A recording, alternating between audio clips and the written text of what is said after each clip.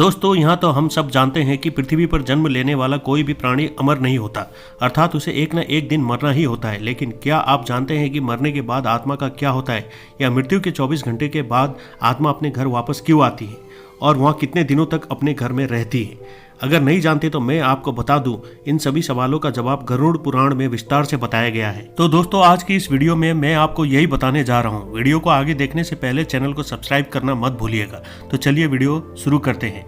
गरुड़ पुराण में बताया गया है कि जब किसी की मृत्यु हो जाती है तो यमराज के दूत उसकी आत्मा को अपने साथ यमलोक ले जाते हैं, जहां उसके पुण्य और पाप का लेखा जोखा किया जाता है और फिर 24 घंटे के अंदर यमदूत उस प्राणी की आत्मा को उसके घर छोड़ जाते हैं। यमदूत के द्वारा वापस छोड़े जाने के बाद मृतक की आत्मा अपने परिजनों के बीच ही भटकती रहती है और अपने परिजनों को पुकारती रहती है, लेकिन उसकी आवाज को कोई नहीं सुनता।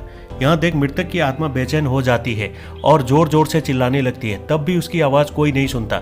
इसके बाद मृतक की आत्मा अपने शरीर में प्रवेश करने की कोशिश करती है, लेकिन यमदूत के पास में बंधे होने के कारण वहाँ मृत शरीर में प्रवेश नहीं कर पाती है। इसके अलावा गरुड़ पुराण में बताया गया है कि किसी की मृत्यु हो जाने पर जब उसके परिजन रोते बिलखते हैं तो यहाँ देख मृत आत्मा दुखी हो जाती है और वहाँ भी रोने लगती है, लेकिन कुछ कर नहीं पाती और लाचार होकर अपने जीवन में किए गए कर्मों को याद करके दुखी हो जाती है। गरुड़ पुराण की माने तो जब यमदूत मृतक की आत्मा को उसके परिजनों के बीच छोड़ जाते हैं तो उसके बाद उस आत्मा में इतना बल नहीं रहता कि वह यमलोक की यात्रा कर सके। गरुड़ पुराण के अनुसार किसी भी मनुष्य की मृत्यु के बाद जो 10 दिनों तक पिंडदान किया जाता है उससे उस मृत आत्मा के विभिन्न अंगों की रचना होती है और फिर 11वें और 12वें दिन जो पिंडदान किया जाता है उससे उस मृतक आत्मा के शरीर रूपी मांस और त्वचा का निर्माण होता है।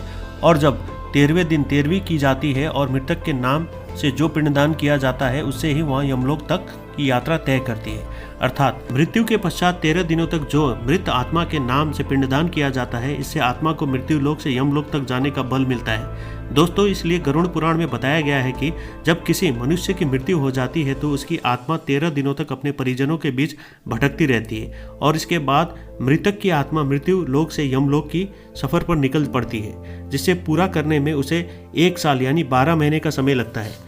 मान्यता के अनुसार 13 दिनों तक किया गया पिंडदान इस 1 वर्ष मृतक की आत्मा के लिए भोजन समान होता है। दोस्तों वीडियो अच्छी लगी हो तो लाइक करके हमारे चैनल को सब्सक्राइब कीजिएगा।